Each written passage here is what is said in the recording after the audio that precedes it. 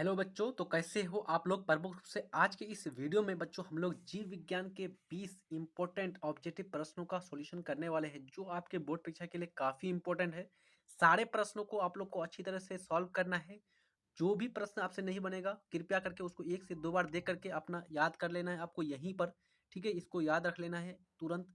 उसके बाद जितने आपके टोटल मार्क्स आएंगे आपको वीडियो के अंत बताना है कि आपका टोटल मार्क्स कितना आया, ताकि आपको पता चलेगा बच्चों कि मेरी इस प्रकार से तैयारी है और मेरा इतना मार्क्स आने की संभावना है एग्जाम में। ठीक है, तो पहला प्रश्न है, सारे प्रश्नों को सॉल्यूशन करना है। पहला प्रश्न है, ऑक्सीजन की उपस्थिति में, ऑक्सीजन की उपस्थिति यानी कि मौजूदगी में होने वाले शोषण क्रिया को क्या कहा जाता है। जब ऑक्सीजन की उपस्थिति में शोषण की क्रिया होती है तो इसको क्या कहते हैं। वायवीय शोषण, अवायवीय शोषण, अनॉक्सी शोषण, इनमें से कोई नहीं। तो याद रखिएगा बच्चों, जब भी ऑक्सीजन की उपस्थिति हो तो उसको बोलते हैं वायवीय शोषण। तो ए ऑप्शन आपका बिल्कुल राइट हो जाएगा। जब ऑक्सीजन की अनुपस्थिति हो तो उसको बोलते हैं अवायवीय। तो इस प्रश्न के अनुसार ये ऑप्शन आपका राइट हो जाएगा। ये प्रश्न आपका 2017 में पूछा हुआ है, बहुत दिनों से नहीं आया है बच्चों ये प्रश्न। तो हो सकता है ये आपको 2023 का एग्जाम में आपको मिल जाएगा। ठीक है, अगला प्रश्न है, कोशिका झिल्ली किस प्रकार की झिल्ली है। जो आपका कोशिका जो झिल्ली होती है बच्चों, ये किस प्रकार की झिल्ली होती है। परागम्य, अपरागम्य या फिर अर्धपरागम्य या फिर इनमें से सभी। तो प्रमुख रूप से याद रखिएगा, जो कोशिका झिल्ली होती है बच्चों, ये आपका अर्धपारगम्य होती है, अर्धपारगम्य। ठीक है, तो यहाँ पर कौन सा ऑप्शन सही हो जाएगा, हमारा सी ऑप्शन बिल्कुल राइट हो जाएगा। अगला प्रश्न है, इनमें शोषण शोषण कैसी रासायनिक अभिक्रिया है। काफी इंपॉर्टेंट है बच्चों, वीवीआई मार दीजिए, ये प्रश्न 100% आपका आने का संभावना है। ठीक है, 2011 में ये प्रश्न पूछा हुआ है। तो शोषण के बारे में पूछ रहा है कि किस प्रकार की रासायनिक अभिक्रिया है, किस प्रकार का केमिकल रिएक्शन है। संयोजन, ऑक्सीकरण, विस्थापन या फिर अवक्षेपण। तो यहाँ पर याद रखिएगा, ऑक्सीजन शोषण जो होती है इसमें ऑक्सीजन का संयोग होता है और किसी भी पदार्थ के साथ यदि ऑक्सीजन जुड़ता है तो इसको बोलते हैं ऑक्सीकरण अभिक्रिया। तो कौन सा ऑप्शन सही हो जाएगा, बिल्कुल हमारा बी ऑप्शन राइट हो जाएगा बच्चों। अगला प्रश्न है, ईस्ट किस वर्ग के एक कोशिकीय जीव है। यानी कि ईस्ट जो है ये किस वर्ग का एक कोशिकीय जीव है। शैवाल वर्ग का, कवक वर्ग का, जीवाणु वर्ग का या फिर आपका प्रोटोजोआ वर्ग का। तो जल्दी से बताइए इसका आपका राइट आंसर कौन सा हो जाएगा बच्चों। तो इसका राइट हो जाएगा कवक, कवक वर्ग का ये आपका एक कोशिकीय जीव है। कौन, आपका ईस्ट। कौन है बच्चों, आपका ईस्ट। तो यहाँ पर राइट ऑप्शन कौन सा दिया हुआ है, तो राइट ऑप्शन हमारा बिल्कुल बी में दिया हुआ है। तो बी यानी कि कवक वर्ग का एक कोशिकीय जीव है ईस्ट। अगला प्रश्न है जो 2017 में पूछा हुआ है, डेंगू रोग में रक्त के किस घटक की कमी हो जाती है। यानी कि जब भी डेंगू रोग होती है, डेंगू नामक बुखार होता है बच्चों, तो प्रमुख रूप से इसमें जो रक्त का कौन सा घटक, कौन सी अवयव, किस रक्त की कमी हो जाती है। आरबीसी यानी कि लाल रुधिर कणिकाएं, प्लाज्मा या फिर सीरम या फिर प्लेटलेट्स। जल्दी से बताइए बच्चों। तो यहाँ पर जो डेंगू रोग होता है बच्चों, प्रमुख रूप से डॉक्टर लोग चेक करते हैं प्लेटलेट्स, प्लेटलेट्स की कमी हो जाती है बिल्कुल रूप से। तो यहाँ पर राइट ऑप्शन हमारा डी हो जाएगा। प्रश्न संख्या 6 है, मनुष्य में विरेचक का मुख्य कार्य है। यानी जो मनुष्य का विरेचक है ये किस प्रकार का मुख्य कार्य करता है। मूत्र का निर्माण करना, रक्त को साफ करना, दोनों, इनमें से कोई नहीं। तो बिल्कुल यहाँ पर राइट ऑप्शन हो जाएगा बच्चों, दो प्रकार की कार्य करती है। एक तो ये मूत्र का निर्माण करता है, मूत्र का निर्माण करने के साथ साथ ये क्या करता है बच्चों, प्रमुख रूप से हमारा जो ब्लड होता है, रक्त, इसको साफ करने का कार्य करता है। तो जब किडनी खराब हो जाती है बच्चों, तो यहाँ पर क्या होता है, तो जो भी शरीर के अपशिष्ट पदार्थ रहते हैं, विरेचक क्या होता है, विरेचक मतलब कि किडनी। ठीक है, तो ध्यान रखना है। तो यहाँ पर जो जब किडनी फेल हो जाता है बच्चों, तो उसका ब्लड प्यूरिफिकेशन जो क्रिया होती है वो क्या होता है, ये समाप्त हो जाती है और उसका जो अपशिष्ट पदार्थ रहता है शरीर के अंदर ही रह जाता है। इसलिए मनुष्य की मृत्यु हो जाती है जब दोनों किडनी समाप्त हो जाती है तो। और आपको याद रखना एक और पॉइंट बच्चों की, विरेचक की जो संरचनात्मक और क्रियात्मक इकाई है उसको बोलते हैं नेफ्रॉन।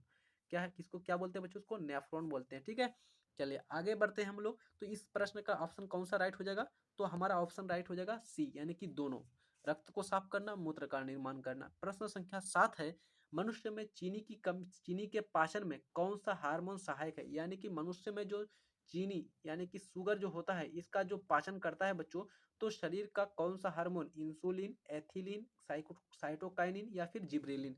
तो प्रमुख से बच्चों इंसुलिन जो होता है यही क्या करता है बच्चों, मनुष्य में चीनी का पाचन करता है। चीनी के पाचन करने वाली यह हार्मोन है आपका इंसुलिन। और जब शुगर यहाँ पर इंसुलिन की क्या हो जाती है, जो कमी आ जाती है, तो प्रमुख रूप से उसको मधुमेह यानी कि डायबिटीज रोग हो जाता है। अगला प्रश्न है, किस प्रकार के जनन में जनक के शरीर से कलिका निकलती है, यानी कि किस प्रकार का जो जनन होगा जिसमें जनक जो होगा जनक उसके शरीर से कलिकाएं निकलेगी। कलिका कौन सा, मुकुलन में, विखंडन में, या फिर अपखंडन में, या फिर बीजाणु जनन में। तो प्रमुख रूप से मैंने आपको पहले भी ये प्रश्न के बारे में बताया था कि मुकुलन ही आपका एक जनक है बच्चों, जो जब जनन में भाग लेती है तो इसके शरीर से कलिकाएं निकलती है। तो यहाँ पर ये आपका बिल्कुल राइट ऑप्शन हो जाएगा। अगला प्रश्न है, अवायवीय शोषण के फलस्वरूप कौन सी गैस मुक्त होती है, यानी कि जब अवायवीय शोषण होता है तो यहाँ पर कौन सी गैस का उत्सर्जन होती है, गैस कौन सी गैस बाहर निकलती है। 2009 में यह प्रश्न पूछा हुआ है। Nitrogen, sulphur dioxide, carbon dioxide, या फिर नाइट्रस ऑक्साइड। तो यहाँ पर राइट ऑप्शन हमारा 9 नंबर प्रश्न का क्या हो जाएगा बच्चों, कार्बन डाइऑक्साइड। क्योंकि जब वायवीय शोषण होता है बच्चों, वायवीय शोषण, तो वायवीय शोषण में हमारा बाहर निकलता है कार्बन डाइऑक्साइड, जिस प्रकार से उसी प्रकार से अवायवीय शोषण में भी हम लोग का क्या निकलता है बच्चों, कार्बन डाइऑक्साइड ही शरीर से बाहर निकलती है जिन जीवों के शरीर से। तो यहाँ पर राइट ऑप्शन कौन सा हो जाएगा, तो राइट ऑप्शन हमारा बिल्कुल सही हो जाएगा, सी ऑप्शन। ठीक है। प्रश्न संख्या 10 है, इनमें कौन सी क्रिया सभी जीवों के लिए अनिवार्य है। आपको बताना है कि कौन सी क्रिया है जो सभी जीवों में होती है। प्रकाश संश्लेषण, वाष्प उत्सर्जन, शोषण, या फिर चलन। तो बिल्कुल यहाँ पर राइट ऑप्शन कौन सा हो जाएगा बच्चों, शोषण। शोषण की प्रक्रिया बल्कि सभी जीवों, सभी जानदार पदार्थों में होती है, चाहे पेड़ पौधों को देख ले, चाहे फिर जीव जंतुओं को देख ले। ठीक है, तो यहाँ पर सी ऑप्शन हमारा बिल्कुल राइट हो जाएगा। अगला प्रश्न है, किण्वन किस प्रकार का शोषण है, यानी कि किण्वन जो होता है किस प्रकार का शोषण इसमें होती है, वायवीय शोषण, अवायवीय शोषण, दोनों, या फिर इनमें से कोई नहीं। तो यहाँ पर किण्वन जो होता है बच्चों, ये अवायवीय शोषण होता है, यानी कि ऑक्सीजन की अनुपस्थिति में होता है ये शोषण। तो इसको यहाँ पर ऑप्शन कौन सा राइट हो जाएगा, तो अवायवीय यानी कि बी ऑप्शन हमारा बिल्कुल सही हो जाएगा। ये प्रश्न 2014 में पूछा हुआ है। प्रश्न संख्या 12 है, एटीपी का पूर्ण रूप है, यानी एटीपी का जो पूरा नाम होता है वो क्या होता है। Adenine thymine phosphate, adenine triphosphate, adenosine triphosphate, या फिर एडेनिन थाइमिन फॉस्फेट। तो बिल्कुल यहाँ पर राइट हो जाएगा बच्चों एडेनोसाइन ट्राइफॉस्फेट। तो हमारा दिया हुआ है सी ऑप्शन एडेनोसाइन ट्राइफॉस्फेट। तो ये हमारा बिल्कुल राइट ऑप्शन हो जाएगा। प्रश्न संख्या 13 है, एक अणु ग्लूकोज के पूर्ण ऑक्सीकरण से एटीपी के अणुओं की संख्या है, यानी कि एक अणु ग्लूकोज का जब पूर्ण ऑक्सीकरण होता है, उसका पूर्ण रूप से पाचन हो जाता है, तो प्रमुख रूप से कितने एटीपी अणु ऊर्जा की निर्माण होती है। 2 अणु, 36, या फिर 35, या फिर 38। तो यहाँ पर बिल्कुल राइट ऑप्शन कौन सा आ जाएगा बच्चों, 38, यानी कि बिल्कुल डी ऑप्शन हमारा सही हो जाएगा। ये प्रश्न ऑलरेडी आपको 2010 में प्रश्न आया हुआ है। ठीक है। प्रश्न संख्या 14 है, इनमें कौन प्रकाश संश्लेषी अंगक है। आपको बताना है इन चारों ऑप्शन में कौन जो है प्रकाश संश्लेषी अंगक है। हरित लवक, पत्ती, गराना, या फिर स्ट्रोमाटा। तो यहाँ पर बिल्कुल राइट क्या हो जाएगा बच्चों, हरित लवक। हरित लवक पेड़ पौधों के पत्तियों में पाई जाती है, और यही प्रमुख रूप से प्रकाश संश्लेषी अंगक है। और इसी में क्या पाया जाता है बच्चों, क्लोरोफिल नामक वर्णक पाया जाता है, जो क्या करती है, प्रकाश की उपस्थिति में कार्बन डाइऑक्साइड और जल के साथ मिलकर के अपना भोजन बनाती है। और इसी से बाद में ऑक्सीजन निकलती है, और वो ऑक्सीजन हम लोग सांस के द्वारा अपना सांस मतलब कि जिंदा रहते हैं, हवा वायु, है ना। प्रश्न संख्या 15 है, इनमें किस रंग की प्रकाश किरण प्रकाश संश्लेषण के लिए सबसे ज्यादा प्रभावी है, यानी इन चारों रंगों में से कौन सा रंग जो है बच्चों प्रमुख से प्रकाश संश्लेषण के लिए ज्यादा प्रभावी है, ज्यादा यानी कि काम करता है। हरा रंग, नीला रंग, पीला रंग, या फिर लाल रंग। तो यहाँ पर बिल्कुल राइट ऑप्शन हो जाएगा बच्चों लाल रंग, यानी कि डी ऑप्शन हमारा बिल्कुल सही हो जाएगा।